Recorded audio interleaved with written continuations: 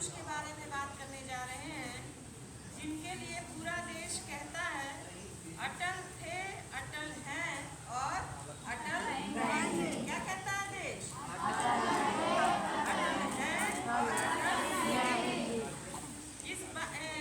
हाँ जी, हम बात कर रहे हैं भारत के पूर्व प्रधानमंत्री, भारत रत्न श्री अटल बिहारी वाजपेयी जी। उनका जन्म 25 दिसंबर 1924 को ग्वालियर में हुआ था। किस साल? 1924। और डेट क्या था? 25 दिसंबर।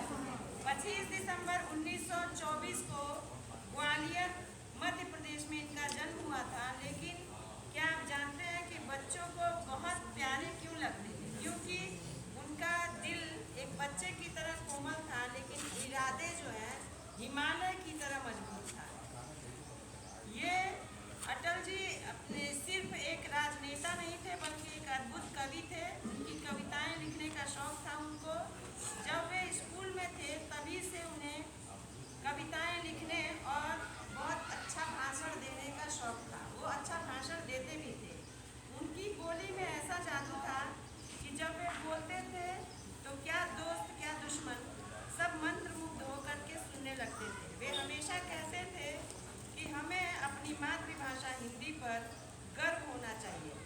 आपको जानकर हैरानी होगी कि अटल जी पहले ऐसे नेता थे जिन्होंने संयुक्त राष्ट्र यूनाइटेड नेशंस जिसको कहते हैं में जाकर हिंदी में भाषण दिया था और दुनिया में भारत का मान बढ़ाया था। वे 3 बार हमारे देश के प्रधानमंत्री बने। कितनी बार? 3 बार। तीसरा मुझे मिस हो रहा था। उन्होंने देश के लिए कुछ ऐसे काम किए जो आज भी हमें गर्व महसूस कराते हैं। पहला है पोखरण परमाणु परीक्षण। उन्होंने दुनिया को दिखा दिया कि भारत किसी से कम नहीं है। उन्होंने परमाणु परीक्षण करके भारत को एक शक्तिशाली देश बनाया।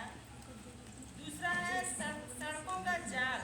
आप जो आज बड़े बड़े हाईवे और चमचमाती सड़कें देखते हैं, वे स्वर्णिम चतुर्भुज योजना के अंतर्गत देश के चारों कोनों को जोड़ने का सपना अटल जी ने ही देखा था।